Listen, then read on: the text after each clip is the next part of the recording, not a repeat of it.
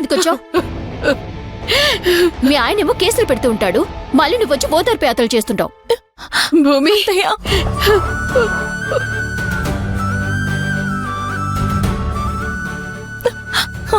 వద్దలేఖ్య, ఇంటి పరువు పోయే ఇలాంటి పనులు ఇంతటితో ఆపేద్దాం. బావగారెక్కడా? బావతో నీకేం పని? బావగారితో మాట్లాడాలి. ఏం మాట్లాడాలి? బావగారు, మాధవ్ మీ మీద కేసు పెట్టడం బాగోలేదు. అలా అని మీరు మాధవ్ మీద కేసు పెట్టడం అస్సలు బాగోలేదు.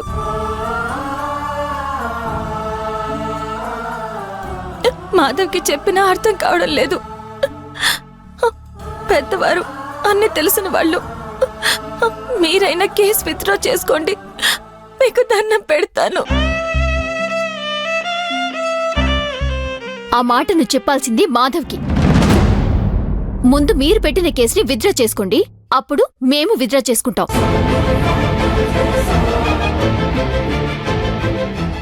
నలుగురికి ఆదర్శంగా ఉండిన ఇల్లు ఈ రోజు అదే నలుగురు నవ్వుకోవడానికి కారణం అవుతుంది.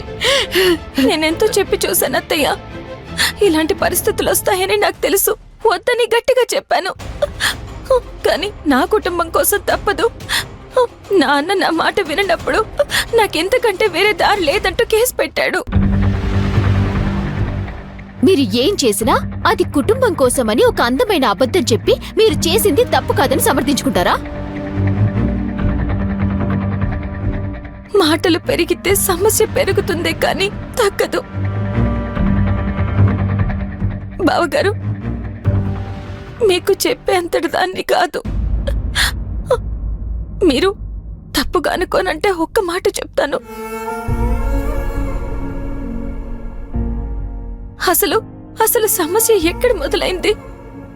కొత్త హోటల్ పెట్టడానికి ఆ భాను ప్రకాష్ దగ్గర డబ్బులు తీసుకున్న తర్వాతే కదా.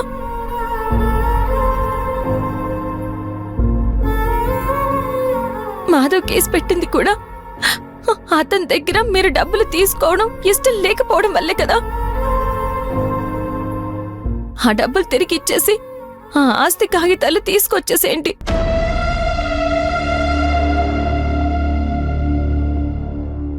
మీ వ్యాపారానికి ఎంత కావాలన్నా మా ప్రసాద్కి చెప్పి నేను ఇప్పిస్తాను.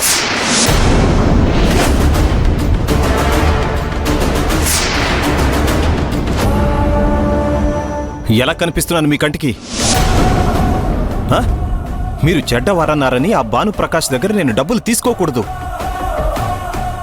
నేను ఎవరి దగ్గర నెగ్గాలనుకుంటున్నానో, ఎవరు నా కుటుంబాన్ని విడదీశారో వాళ్ళ దగ్గర చేతులు చాచి డబ్బు తీసుకోవాలా?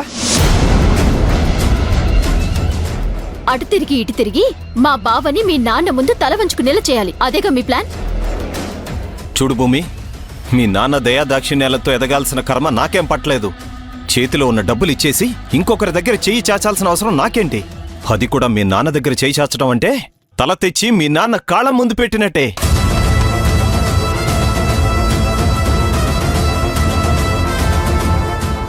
మా ప్రసాద్ మీకు చెడు చెయ్యాలని కల్లో కూడా ఆలోచించడు. ఎందుకు ఆయన్ని అపార్థం చేసుకుంటారు? వద్దు.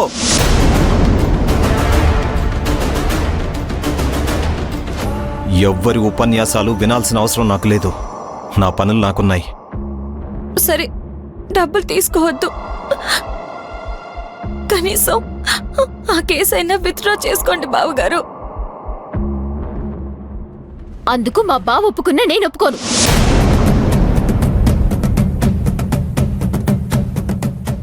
ముందు బావ మీద పెట్టిన కేసుని మీ ఆయన్ని విత్డ్రా చేసుకోమను, అప్పుడు నేను ఆలోచిస్తాను.